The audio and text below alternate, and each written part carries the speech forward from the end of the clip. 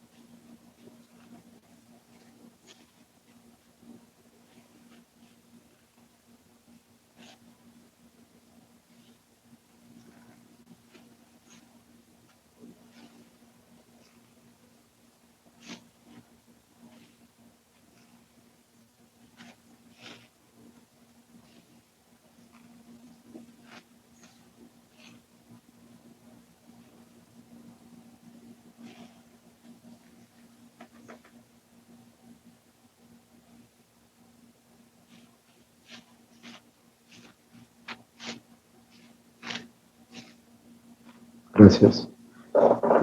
Por favor, entonces, si puede iniciar Daniela Umaña, por favor.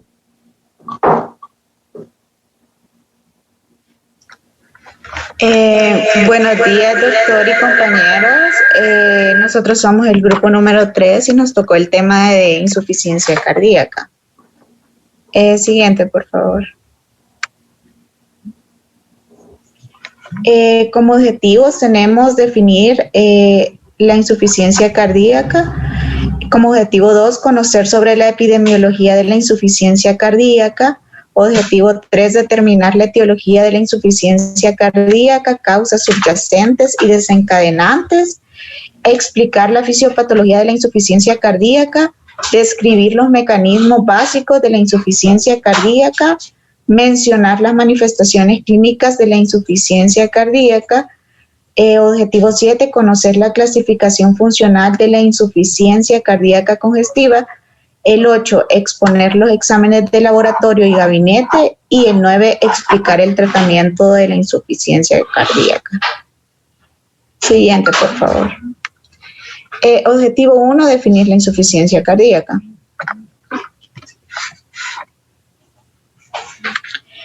La insuficiencia cardíaca se define como un síndrome clínico complejo resultado de la alteración estructural o funcional del llenado ventricular o de la expulsión de la sangre, lo que a su vez ocasiona síntomas clínicos cardinales como es la disnea, la fatiga y signos de insuficiencia cardíaca como son los edemas y estertores. Siguiente, por favor. Como objetivo 2, la epidemiología de la insuficiencia cardíaca. La insuficiencia cardíaca se dice que es un problema mundial con más de 20 millones de personas afectadas. La prevalencia general de insuficiencia cardíaca en la población adulta en países industrializados es del 2%. Su prevalencia sigue un modelo exponencial, la cual se incrementa con la edad y afecta del 6 al 10% de la población mayor a 65 años de edad. Aunque la incidencia relativa de la insuficiencia cardíaca es más baja en las mujeres que en los varones. Las mujeres representan casi el 50% de los casos de insuficiencia cardíaca por su mayor esperanza de vida. Se dice que en Norteamérica y en Europa el riesgo de por vida para desarrollar una insuficiencia cardíaca es de casi 1 en 5 a los 40 años de edad. La prevalencia general de insuficiencia cardíaca parece incrementarse en parte por los tratamientos disponibles a la fecha para las cardiopatías como el infarto agudo del miocardio, las valvulopatías cardíacas, arritmias, lo que permite que los pacientes sobrevivan por periodos más prolongados. Se dice que en El Salvador la enfermedad prevalece sobre todo en pacientes que son mayores de 60 años y la tendencia va a disminuir con edades inferiores. Se dice que la insuficiencia cardíaca representa el 5% de los ingresos hospitalarios urgentes y ocupa el 10% de las camas hospitalarias y representa aproximadamente el 2% de los gastos sanitarios nacionales. Siguiente, por favor. Eso ya yo lo mencioné. Siguiente. El objetivo 3, tenemos determinar la etiología de la insuficiencia cardíaca, causas subyacentes y desencadenantes. Dentro de las causas de la insuficiencia cardíaca tenemos la enfermedad arterial coronaria o infarto del miocardio o lesión isquémica previa. Está la hipertensión, los trastornos familiares o genéticos, entre ellos está la miocardiopatía dilatada, la miocardiopatía hipertrófica, las distrofias musculares, tenemos también la enfermedad valvular, estenosis o insuficiencia, la lesión inducida por tóxicos, fármacos, incluida la quimioterapia previa. Están los procesos infiltrantes como la sarcoidosis, la amiloidosis y la hemocromatosis. Otra de las causas es la disfunción relacionada con arritmias, incluida la miocardiopatía inducida por extrasístoles ventricular y disfunción relacionada con la taquiarritmia auricular. Está también la miocardiopatía ventricular derecha arritmogénica, la cardiopatía pulmonar, incluida el cor pulmonale, los agentes infecciosos, entre ellos tenemos la enfermedad del Chagas, tenemos la pericarditis constrictiva, cambios relacionados con la edad, trastornos nutricionales como el beriberi y estado del gasto elevado como la anemia crónica y tirotoxicosis.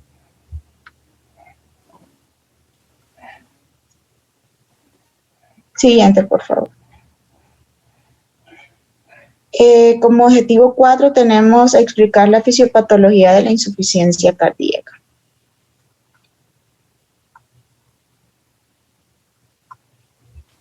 Perdón, Daniela, ¿podría por favor continuar un segundo?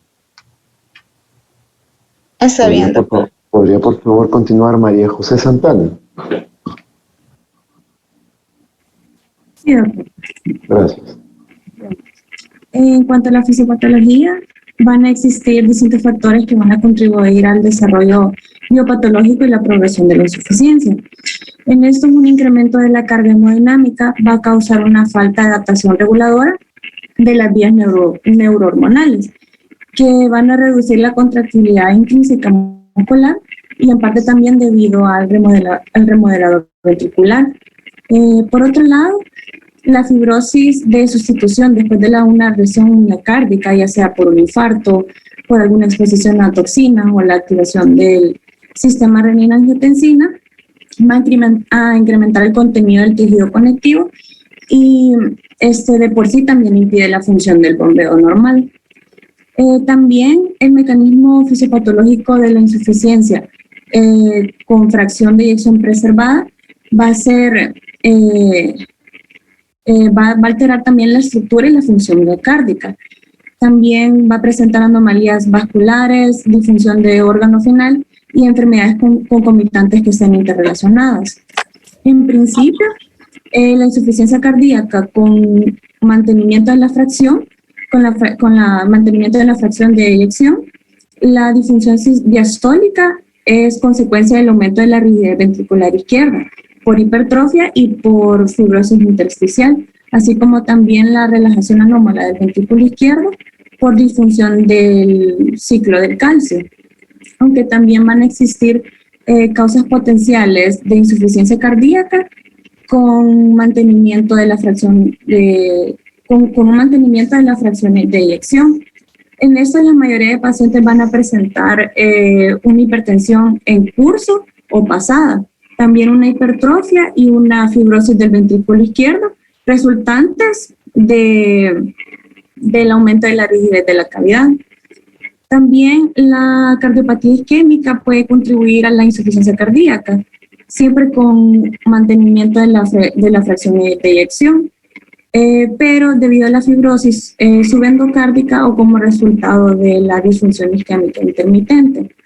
Además, otro factor, la edad en sí, es quizás como uno de los principales predisponentes cruciales porque causa apoptosis de las células y también un aumento de la fibrosis con desvíos hacia formas más rígidas de colágeno y pérdidas de distensibilidad vascular. Siguiente, por favor. Bueno, es por eso que la insuficiencia cardíaca con una disminución de la eyección es un principio esencial en la hemodinámica, y es que porque una anomalía de la función miocárdica va a ser responsable de que el corazón no sea capaz de bombear sangre al ritmo proporcional a las necesidades que los tejidos necesiten o que puedan hacer.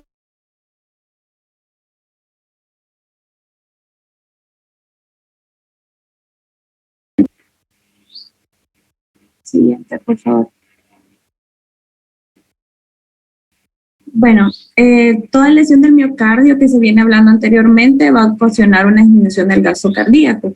Por ende, el organismo responde como una hipovolemia, con el aumento de la frecuencia cardíaca, un aumento de la contractilidad miocárdica y la vasoconstricción de vasos sanguíneos periféricos. Además de que se activan mecanismos adaptativos como el sistema nervioso autónomo, como ya he mencionado también el sistema renina-angiotensina, la liberación de vasodilatadoras y péptidos natriuréticos. Estos pueden contrarrestar las acciones de vasoconstricción y retención de sodio del sistema renina-angiotensina y también del sistema nervioso simpático, como causando vasodilatación arterial y venosa, así como también un aumento de la natriuresis y la diuresis. Por otro lado, la activación del sistema nervioso simpático es el resultado de una disminución de la presión diferencial que va a activar los vasoreceptores arteriales. La literatura menciona que la evidencia de esta activación proviene de las concentraciones elevadas de noradrenalina que circula y también de registros directos del nervio simpático que muestran actividad elevada y un aumento de la liberación de noradrenalina en el corazón. Además, el sistema nervioso simpático y el sistema renina-angiotensina están corregulados, de modo de que esta actividad aumenta de una vía, una aumenta simultáneamente a la otra. Y también hay una activación de los receptores alfa, que, digamos, de los arteriales van a provocar un aumento de la resistencia vascular periférica, la presión arterial diastólica y por ende va a aumentar la poscarga. En cambio, los receptores venosos van a aumentar el retorno venoso y como consecuencia la precarga. Siguiente, por favor. Vaya, en cuanto a los elementos del sistema renina-angiotensina, son activados en una fase relativamente temprana. Y se dice que los supuestos mecanismos de inducción son la hipoperfusión renal, la estimulación del sistema beta-adrenérgico y la hiponatremia. La activación de esta va a dar lugar a la estimulación del corazón debilitado, al tiempo que va a causar vasoconstricción periférica, retención de sodio y líquidos. Y por eso es que se genera el edema y como consecuencia también va a aumentar la precarga y disminuye el gasto cardíaco. El resultado inicial es una mejora de la circulación y de la perfusión de los órganos vitales. Sin embargo, con el tiempo, la activación de este sistema va a provocar un remoldeado ventricular izquierdo y a la larga una disfunción del corazón. Siguiente. Quizás a manera de resumir, después de una reducción inicial de la capacidad del bombeo, las personas permanecen asintomáticos o con pocos síntomas. También se da la activación de mecanismos compensadores como ya había mencionado el sistema simpático y el sistema renina-angiotensina. Además de la secreción de vasodilatadores, un aumento de la contractilidad miocárdica. La progresión de una fase sintomática a una insuficiencia va a hacer que incrementen los mecanismos compensadores, principalmente en la remodelación ventricular. Y aunque al inicio la hipertrofia es compensadora, posteriormente se lleva un deterioro de la enfermedad, conduciéndola a una insuficiencia cardíaca congestiva y a un aumento de la frecuencia de la producción de que puedan haber arritmias. Siguiente. Bueno, como siguiente objetivo tenemos describir los mecanismos básicos de la insuficiencia cardíaca. Siguiente. Bueno, sabemos que estos se presentan cuando el corazón es incapaz de bombear la cantidad suficiente de sangre que el metabolismo lo requiere. Y a pesar de esto, este pobre pronóstico y se presenta como resultado de una disminución del gasto cardíaco o en un gasto cardíaco insuficiente, más la serie de mecanismos compensadores cardiovasculares y neuromorales. Siguiente. La insuficiencia cardíaca puede presentarse por una disfunción sistólica o diastólica. Si es sistólica, la alteración ocurre por la disminución en el número de miocitos o por la disminución en la función contráctil de estos, ¿verdad? Afectando la eyección. Y si es diastólica, el problema estará dado principalmente por una pobre relajación del miocardio que va a afectar el llenado ventricular. Siguiente, por favor.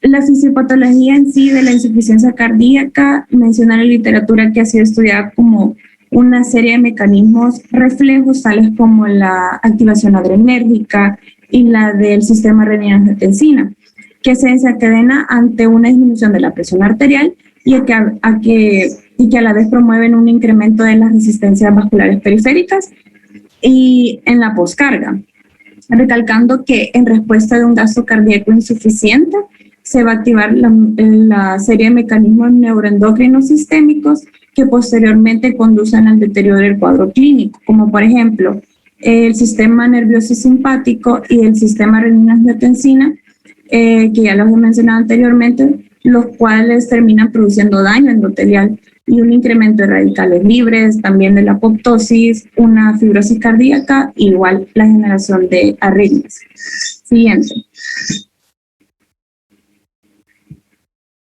Bueno, inicialmente la disfunción del miocardio va a conducir a un aumento de la actividad del sistema simpático, provocando un incremento de la frecuencia, la contractibilidad y lo que compensa parcialmente el problema. Pero, sin embargo, conforme la insuficiencia cardíaca avanza, la actividad simpática aumenta más, pero con el tiempo igual va a llevar al deterioro de la estructura y la función miocárdica. Principalmente la activación de la vía de la señalización correspondiente de los receptores beta 1 va a activar una cascada de señalización desencadenada por estos mismos y va a activar la proteína quinasa dependiente de AMP cíclico. Y esta quinasa, al fosforilar ciertas proteínas, va a modificar ese funcionamiento, como por ejemplo, modifica los canales de calcio tipo L del sarcolema y a las proteínas R y R2 que se encuentran en el miocardio. Siguiente, por favor. Bueno, además de que se ha demostrado que una exposición prolongada de los miocitos a altas concentraciones de catecolaminas va a tener un efecto tóxico que conduce a la degradación de miofibrillas y a un aumento del colágeno, provocando cambios inotrópicos y luciotrópicos negativos. Siguiente. Bueno, tanto como la disminución en la perfusión renal como la activación del sistema adrenérgico van a estimular la liberación de renina y con ello la de la angiotensina 2 y la aldosterona. Estos últimos dos son mensajeros químicos que tienen una serie de efectos. Algunos van a ser compensadores, pero otros se dice que pueden ser mortales, que al final estos influyen sobre la evolución de la enfermedad. Siguiente. La angiotensina 2, además de producir directamente vasoconstricción periférica, también va a estimular la activación de la activación alfa-adrenérgica y liberación de aldosterona. Dentro de estos efectos tenemos el daño, en primer lugar, el daño endotelial vascular, en segundo lugar, un incremento de radicales oxidativos intracelulares y en tercer lugar, un efecto mitógeno en los miocitos cardíacos. Siguiente. Ok, el nivel que aumenta la actividad de renina y la concentración de aldosterona en el plasma de los pacientes que padecen de insuficiencia cardíaca tiene relación con la severidad y el pronóstico de esta misma. Además de que se sabe que el fenómeno de escape de la acción de los niveles altos y sostenidos de aldosterona no ocurre en estos pacientes, lo que permite la retención continua, lo que permite la retención continua de sodio y el empeoramiento de la congestión. Aunque no está del todo claro el motivo por el cual hay un escape, se piensa que una disminución de la carga de sodio se presenta en el túbulo colector debido a un aumento de la reabsorción en el túbulo proximal y por efecto alfa-adrenérgico y de la misma angiotensina 2. Por otro lado, recientemente se ha demostrado una serie de efectos directos de la aldosterona que pueden también incidir en la evolución de la insuficiencia cardíaca. Entre ellos tenemos el estrés oxidativo, la disminución de la producción de óxido nítrico, eventos inflamatorios vasculares, la fibrosis cardíaca, taquicardia y la generación de arritmias que se ha producido por modificaciones en la corriente de calcio a través de los canales tipo L y tipo T presentes en el sarcolemma. Siguiente. Perdón, María José, que continúe Gabriela Guadalupe. Ok.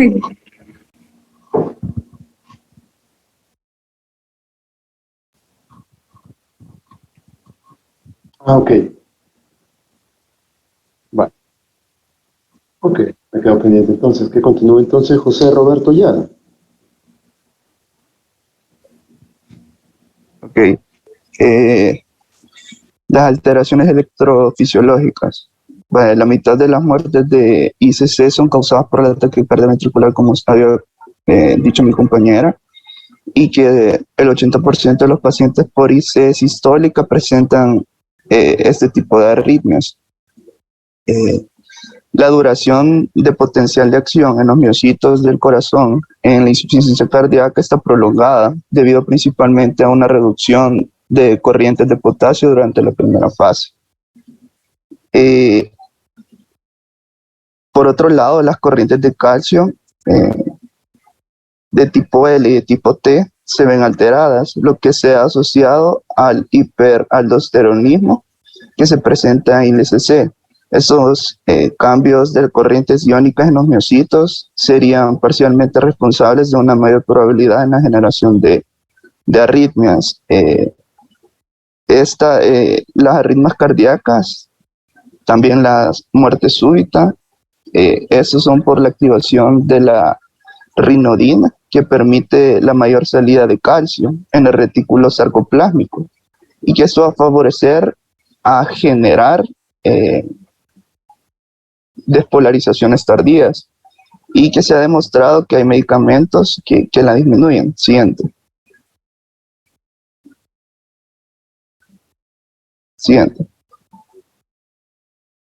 Vaya, las manifestaciones clásicas de la ICC es la disnea. La disnea, vaya, estos síntomas cardinales de la insuficiencia cardíaca, como son la disnea, la fatiga. La fatiga es lo más común por la disminución del gasto cardíaco, y que probablemente sean por anomalías del músculo estriado en esta patología. Las manifestaciones, como les decía, la disnea, que es la falta de aire, que generalmente los pacientes tienen que dormir con 2-3 almohadas para que no se estén ahogando prácticamente.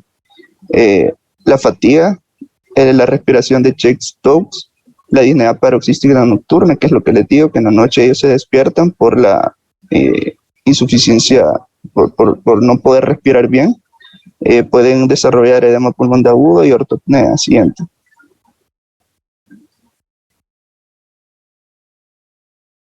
Vaya, a esto se refiere que los cuadros de presentación clínica que se dan es sobre todo por la congestión del territorio venoso pulmonar, que en primer caso, los sistemas dominantes serían la disnea progresiva, la ortopnea en segundo lugar, en tercer lugar la tos en decúbito y la cuarta disnea paroxística nocturna, que mientras en la insuficiencia cardíaca derecha predominan la ingurgitación yugular, hepatomegalia y ascitis. Estos, digamos, los signos los podemos ver bien marcados en nuestros pacientes y nosotros nos podemos guiar según la sintomatología y poder diagnosticar esta enfermedad. Siguiente.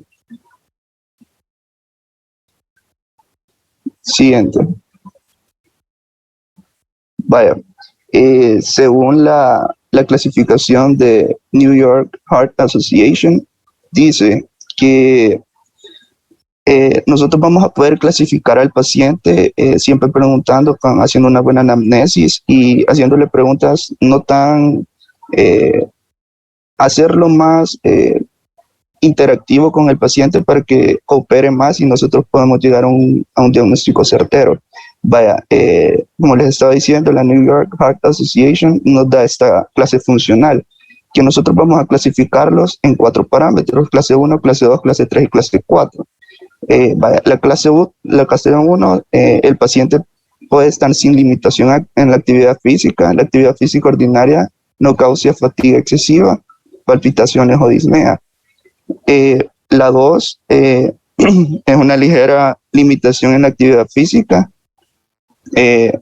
Está cómodo en el reposo. La actividad física ordinaria produce fatiga, palpitaciones y disnea. La tercera clasificación sería la limitación marcada de la actividad física cómodo en reposo. Una actividad inferior o normal causa fatiga, palpitaciones o disnea. Y la cuarta es cuando el paciente es incapaz de realizar actividades físicas, sin molestias, síntomas de insuficiencia cardíaca en reposo, y si se realiza actividad, fatiga, hay un malestar, el malestar aumenta en esos pacientes. Siguiente.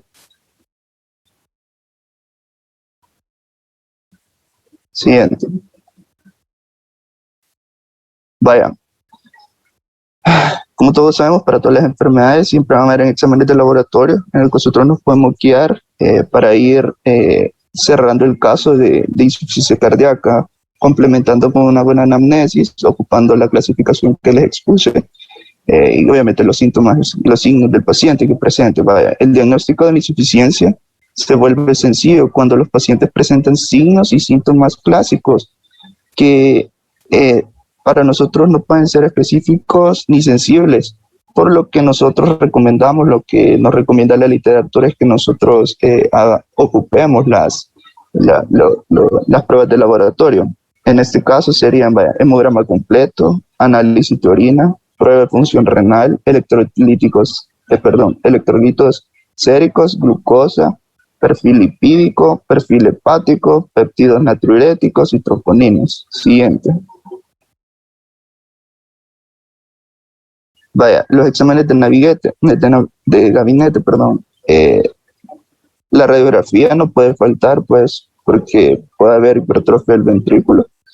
Valoración de la función ventricular, como ocupar ecocardiograma, cateterismo cardíaco derecho, fracción de eyección, resonancia magnética, cateterismo cardíaco, electrocardiograma, que no puede faltar, y las pruebas de esfuerzo. Siguiente.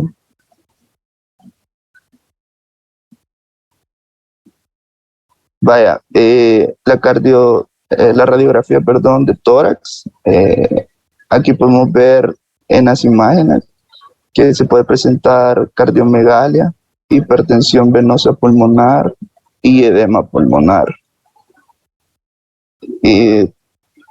Siguiente. Vaya, el tratamiento de la insuficiencia cardíaca. Siguiente.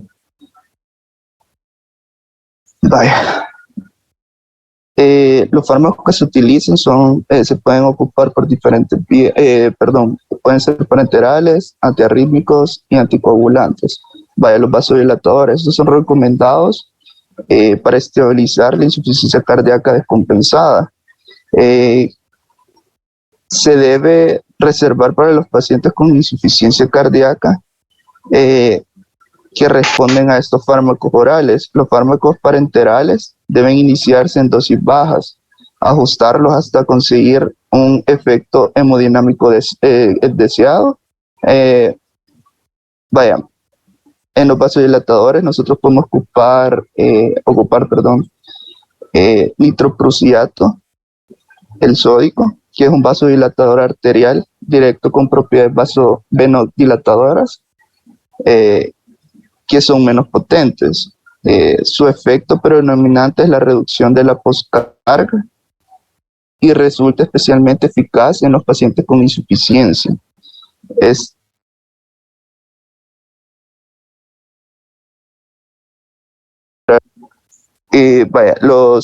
La nitroglicerina. La nitroglicerina es un potente vasodilatador con efecto de llenado venoso y arterial disminuido, que es lo contrario del nitroprusiato. La nitroglicerina es un vasodilatador de elección para el tratamiento de insuficiencia cardíaca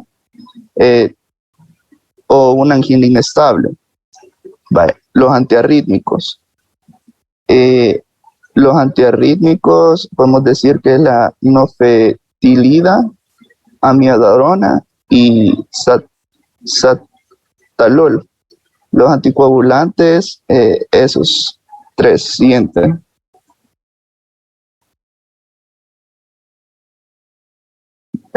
Aquí podemos ver sobre los fármacos inotrópicos, como son la dopamina, que se ocupa de 1 a 3 microgramos sobre kilo por minuto, que estos son receptores dopaminérgicos, y su efecto secundario es la vasodilatación esplácnica.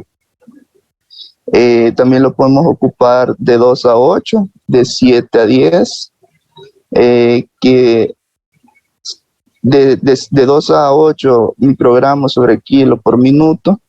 El mecanismo de son agonistas de receptor beta 1 y son inotrópicos.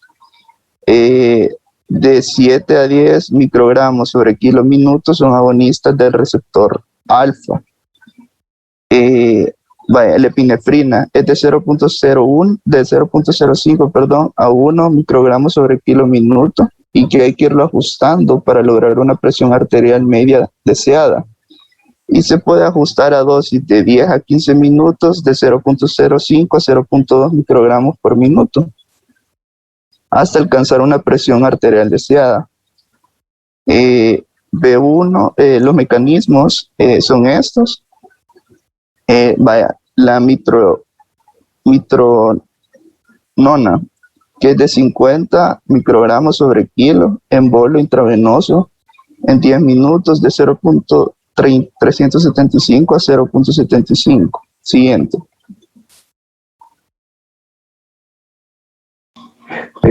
Perdón, José Roberto, ¿podría continuar Nancy Gabriela?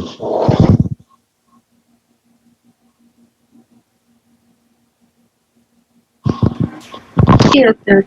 Gracias. Con respecto a la insuficiencia cardíaca descompensada, vamos a tener 3 pilares farmacológicos. El primero es un tratamiento inotrópico, los vasodilatadores y los diuréticos.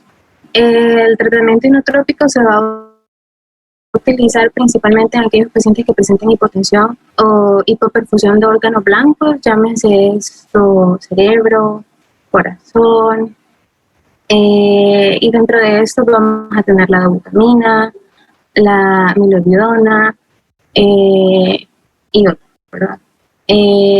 Vamos a tener siempre en cuenta todas aquellas precauciones especiales, las cuales pueden llegarse a dar como hipotensión, arritmias, entre otros. Con respecto a los vasodilatadores, estos se van a dar principalmente para corregir el problema de las congestiones, principalmente el problema de congestión pulmonar. Esto por el alivio rápido de la disnea en presencia del mantenimiento de la presión arterial. Siempre hay que tener cuidado de mantener la presión arterial para procurar la perfusión de todos los órganos blancos. Luego están los diuréticos. Los diuréticos van a ser el tratamiento de primera línea para la congestión, por lo mismo que había explicado antes. Esto se da sobre todo en casos de sobrecarga de volumen. Y dentro de ellos los principales tenemos la furosemida, la torsemida, la bumetanida y los diuréticos coadyuvantes. Bien. Vaya, con respecto a la insuficiencia cardíaca con reducción de la fracción de expulsión, también tenemos tres pilares principales, que son antagonistas neuromorales, antagonistas mineralocorticoides y el tratamiento para controlar el sistema renina-angiotensina-aldosterona y el escape neuromoral. Con respecto a los antagonistas neuromorales, vamos a procurar la dilatación arteriovenosa con fármacos diuréticos orales y estatinas. Con respecto a los antagonistas mineralocorticoides, lo que vamos a procurar es la modificación de la frecuencia cardíaca, administrando principalmente antagonistas de los canales de calcio y tratamiento para anticoagulación. Esto, la literatura mencionaba que tenía que tenerse cuidado porque aquellos pacientes que no presenten fibrilación auricular u otras cardiopatías que predispongan a la formación de coágulos, no es necesario brindarles tratamiento anticoagulante ni tampoco es recomendable. Con respecto al tratamiento por el sistema renina-angiotensina-aldosterona y el escape neuromoral, vamos a tener la dioxina y los antagonistas neuromorales. Esto mencionaba Harrison que se daba porque, bueno, nosotros como tal teníamos un mecanismo de respuesta para los antagonistas neuromorales que se daba con vasodilatadores. Sin embargo, lo que se procura en este tratamiento es disminuir las presiones arteriales y procurar una apropiada frecuencia cardíaca. Siguiente. Vaya, con respecto a la insuficiencia cardíaca con fracción de eyección conservada, los pilares terapéuticos de igual manera van a ser reducir el estado congestivo, control de la presión arterial, el conservar la contracción auricular y evitar la taquicardia, tratar y prevenir la isquemia miocárdica y detectar las apneas, los episodios de apnea. El cuadro menciona apnea del sueño, sin embargo también sabemos que esos pacientes presentan inspiración característica de Cheyne-Stokes, la cual se caracteriza por inspiraciones largas y continuas seguidas de procesos de apnea. Además de esto, podemos brindar tratamiento dirigido al eje de renina-angiotensina-aldosterona, principalmente con IECAS y antagonistas de la angiotensina, como es el caso del alisquireno, así como también se puede administrar digoxina, bloqueadores beta y antagonistas de los conductos del calcio, inhibidores de la 5-fosfodiesterasa, moléculas novedosas como los ARB inhibidores de las endopeptidasas, así como también para procurar la insuficiencia cronotrópica. Puede ser un marcapasos dirigido, pero sin embargo esto solo se va a dar en casos en aquellos en los que la frecuencia cardíaca esté demasiado baja. Sí.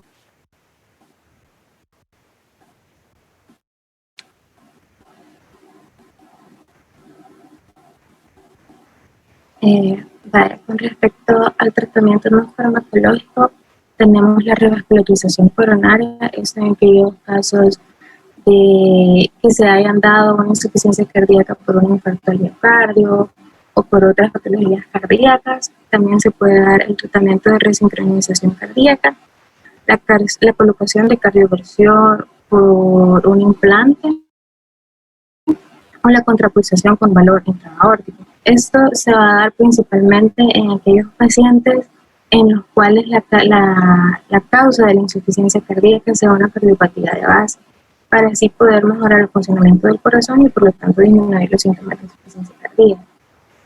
Bien.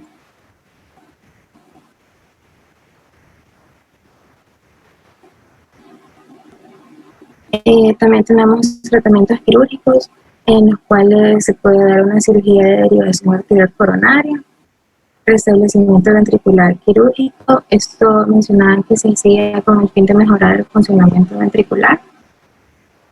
Regurgitación mitral en aquellos casos en los que se esté dando una insuficiencia cardíaca por una insuficiencia mitral o por alguna otra valvulopatía.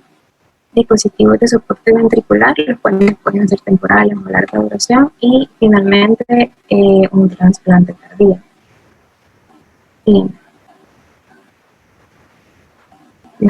Pasamos a los casos clínicos. El primer caso clínico. Perdón, Nancy. Si puede presentar el primer caso clínico, Norma Daniela.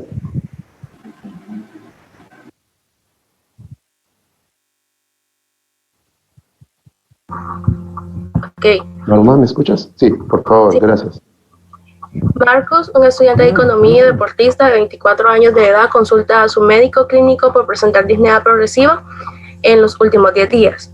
El cuadro comienza con fatigabilidad y disnea progresiva. Presenta edema de miembros inferiores en los últimos 3 días y la noche anterior lo despierta una sensación de falta de aire con necesidad de sentarse y acercarse a la ventana. El único antecedente que relata es un cuadro gripal de 3 semanas antes. Siguiente. Al examen físico encontramos frecuencia cardíaca de 110 latidos por minuto, taquicárdico, frecuencia respiratoria de 28 respiraciones por minuto, está taquineico, tensión arterial de 95 a 60 sobre 60 milímetros de mercurio. Se evidencia ingurgitación yugular de 2/3 y desplazamiento del choque de punta, visible y palpable hacia la línea axilar anterior. Auscultación cardíaca, se constata ritmo de galope del tercer ruido. Auscultación pulmonar, presenta crepitantes bilaterales hasta campo medio pulmonar. Y al abdomen, el examen del abdomen del paciente tolera con dificultad el decúbito, es decir, que presenta ortopnea. Presenta hepatomegalia de 2 centímetros debajo del reborde costal con reflujo hepatoyugular. En las extremidades, edemas 1/3 en ambos miembros inferiores. En los exámenes de laboratorio se evidencia leve leucocitosis con fórmula leucocitaria desviada hacia un incremento linfocitario e incremento de la eritrosedimentación globular. Ecocardiograma Doppler. El estudio evidencia miocardiopatía dilatada con difusión sistólica de ambos ventrículos con espesores conservados.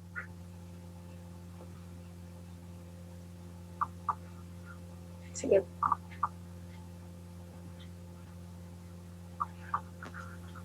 Perdón, ok.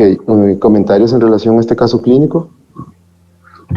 Podemos evidenciar que presenta varios de los criterios de Framingham, por lo que podríamos decir que estamos frente a un cuadro de una insuficiencia cardíaca. Dentro de esos podemos decir que de los criterios mayores que presenta está la ortopnea, el reflujo hepatoyugular, y de criterios menores tenemos lo que sería la hepatomegalia. Eso. Ok, ¿hay otra diapositiva de este mismo caso clínico? No. Es el caso 2, ¿no? Ok, por favor, ¿se puede presentar el caso 2, Francisco José? Sí, doctor. Por favor, dale. Doña Elisa tiene 76 años de edad y hace 2 meses le diagnosticaron insuficiencia cardíaca. Padece de hipertensión arterial desde hace varios años y ha sido tratada con amlodipina. Hace 2 meses le indicaron furosemida 40 mg al día y a lo cual ha respondido favorablemente. Hoy regresa para el control. Niega dolor torácico, pero continúa con disnea leve cuando sube las escaleras de un piso a otro. Siguiente, por favor. Al examen físico tiene un PA de 130/80, una frecuencia cardíaca de 79 latidos por minuto, irregular. Presenta un cuarto ruido cardíaco, estertores leves en la base de sus pulmones y edema leve en sus tobillos, y tiene ingurgitación yugular. En sus exámenes muestra en su ECG un ritmo sinusal y desviación del eje a la izquierda. El escaneo de perfusión cardíaco es normal. En el eco bidimensional se encuentra un FD normal y engrosamiento de la pared del ventrículo izquierdo y alteración en la relajación ventricular. Siguiente, por favor. Conclusiones. Antes de las conclusiones, comentarios sobre el caso clínico.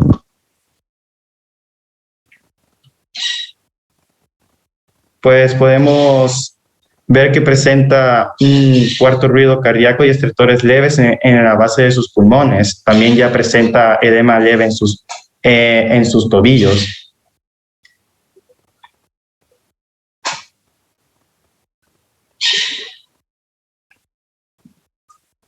Y también ya tiene engrosamiento en la pared del ventrículo izquierdo y alteración en la relajación ventricular.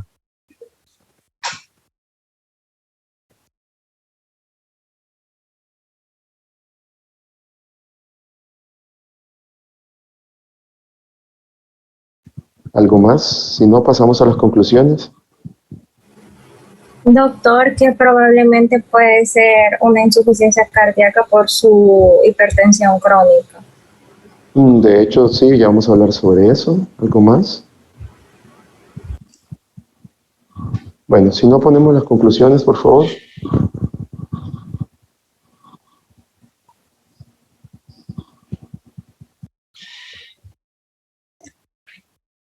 En conclusiones, la insuficiencia cardíaca es un síndrome en el cual el corazón no tiene la capacidad de bombear adecuadamente, provocando una disminución en oxigenación y el resto del cuerpo. Este tiene una prevalencia cada día más alta, la cual su progresión culmina en incapacitar y empobrecer la calidad de vida de los afectados por este. El tratamiento de la insuficiencia cardíaca varía de acuerdo a las necesidades de cada paciente basado en sus diagnósticos, clasificación y sus síntomas, pero este varía con diferentes familias de fármacos. Es importante siempre mencionar que además del tratamiento debe ir acompañado de su parte no farmacológica, siendo uno de estos algunos tratamientos quirúrgicos y medidas que se pueden implementar en casa para mejorar la sintomatología del paciente. Siguiente. Ok. Muchas gracias por su atención prestada. Muy bien. Gracias a todos por la presentación. Solo un par de comentarios para aclarar. En primer lugar, recuerden que la insuficiencia cardíaca congestiva no es un diagnóstico como tal, sino que es un síndrome. Es el síndrome que lleva al corazón a tener un déficit en cuanto a satisfacer las demandas metabólicas de oxígeno y otros nutrientes por un bombeo inapropiado del mismo. Recuerden que siempre es importante recordar que la insuficiencia cardíaca puede ser derecha o izquierda o global, que puede ser diastólica o sistólica, dependiendo si es problema de llenado o si es problema de expulsión, y que también puede ser un problema relacionado con un alto gasto o un bajo gasto cardíaco. En resumen, todo lo que haga que el corazón se vuelva insuficiente para satisfacer las demandas metabólicas del organismo se considera insuficiencia cardíaca. La otra situación. Siempre es importante establecer en cuanto al corazón causa subyacente y causa desencadenante. Recuerden que la causa subyacente es aquella que causa una lesión funcional o estructural en el corazón que lo va a volver insuficiente. Por ejemplo, un infarto agudo del miocardio, una valvulopatía, una endocarditis, una lesión que se vuelve crónica y hace que el corazón se remodele a punto que no puede satisfacer las demandas metabólicas del organismo. Por otra parte, el corazón que es insuficiente, como ya nos habían explicado por la fisiopatología, tiene varios mecanismos que le permiten mantener cierto nivel de eficiencia en el bombeo de la sangre. Sin embargo, esa eficiencia a veces se ve superada y a eso se le llama causa desencadenante. Por ejemplo, una arritmia cardíaca, una hemorragia, un nuevo infarto, un problema de congestión pulmonar, una sobrecarga hídrica, la fiebre, etcétera, etcétera. Entonces, siempre es importante que tomemos en cuenta si el paciente tiene una causa subyacente, es decir, que le dio origen, y una desencadenante, es decir, que le hizo perder el equilibrio. Y es así como a partir de eso podemos decir miocardiopatía dilatada de origen isquémico, miocardiopatía dilatada secundaria o a estenosis valvular aórtica, miocardiopatía dilatada secundaria o a enfermedad de Chagas, miocardiopatía dilatada secundaria a hipotiroidismo, etcétera, etcétera. Entonces, siempre es muy importante que tomen en cuenta las causas desencadenantes y las causas subyacentes, porque la desencadenante nos dice la estructura del corazón como base y la desencadenante nos dice qué es lo que tenemos que ir a tratar para hacer que ese corazón vuelva a ser suficiente. Ahí entran, insisto, las neumonías, las diarreas. O sea, no son alteraciones que dañan directamente el corazón, pero sí afectan la hemodinamia sistémica y por tanto demandan a un corazón que ya no es capaz de satisfacer esa demanda extra del miocardio. Luego de eso, no sé si hay alguna pregunta al respecto.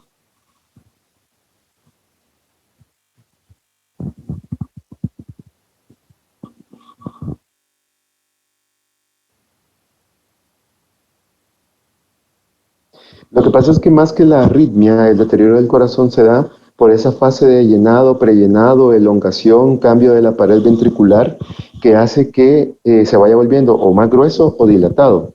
Entonces, estos pacientes van a pasar en promedio algunos años, puede ser 5, 10, 20 años, para que puedan tener un cambio. La arritmia cardíaca como tal es una causa generalmente desencadenante, no subyacente. La arritmia cardíaca puede hacer que el corazón lata a 20 latidos, puede hacer que el corazón lata a 40 latidos por minuto y por tanto esos 40 latidos por minuto no son suficientes para mantener el gasto cardíaco adecuado. Recuerden que el gasto cardíaco se mide en función de litros por minuto de sangre expulsada del ventrículo izquierdo. De 3 a 5 litros es lo que el gasto cardíaco debe ser por cada minuto.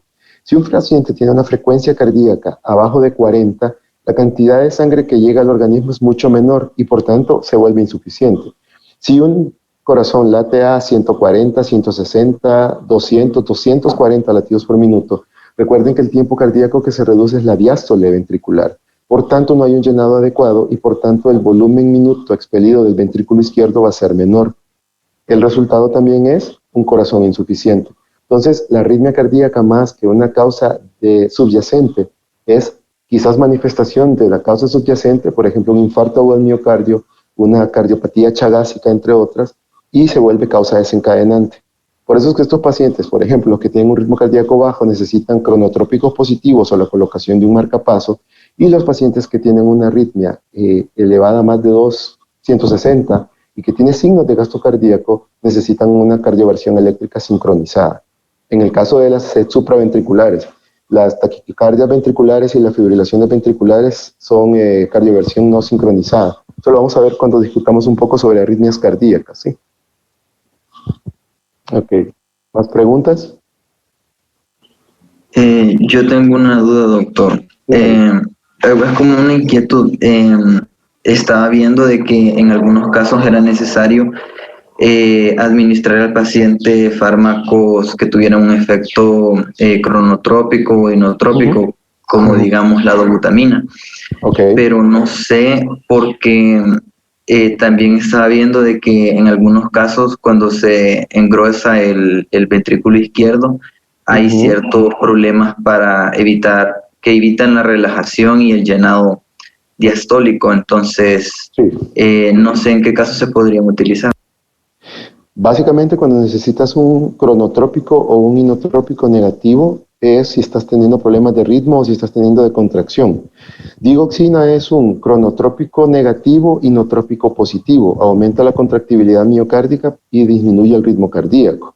En algunos pacientes que tienen, por ejemplo, una fibrilación auricular de respuesta ventricular alta asociada a una miocardiopatía dilatada de origen isquémica, hipertensiva, chagásica, la que sea, resulta un fármaco ideal. Los pacientes que tienen una miocardiopatía dilatada con una fracción de eyección baja, estamos hablando de menos del 30%, casi siempre van a llegar con insuficiencias cardíacas clases funcionales 4 a las unidades de emergencia y necesitan, por ejemplo, el uso de dopamina o dobutamina para mejorar predominantemente el inotropismo cardíaco. Entonces, dependiendo de la enfermedad de base y dependiendo de las características del paciente, va a necesitar un fármaco u otro. Algunos que tienen problemas asociados a arritmias cardíacas, sobre todo bradicardias, se van a beneficiar de la colocación de un marcapaso. Por ejemplo, el que hace insuficiencia cardíaca porque quedó con un bloqueo auriculoventricular de tercer grado producto de un infarto que comprometió el nodo sinusal, pues lo que va a necesitar es un marcapaso. El marcapaso lo lleva a tener 60 latidos por minuto como promedio y se acabó la insuficiencia. Entonces ahí depende. Casi siempre los antiarrítmicos son utilizados cuando los ritmos son altos y por tanto alteran el llenado ventricular porque reducen la diástole, y los inotrópicos son utilizados cuando son pacientes ya muy dilatados, que su capacidad de contracción es muy baja y por tanto, aunque el ventrículo se llene, aunque el ventrículo no esté remodelado, la cantidad de sangre por cada uno de los latidos es insuficiente y no alcanza el gasto cardíaco normal. Ok, doctor, muchas gracias. Ok, ¿más preguntas al respecto? Si no hay más preguntas, entonces vamos a dar por finalizado el seminario. Les voy a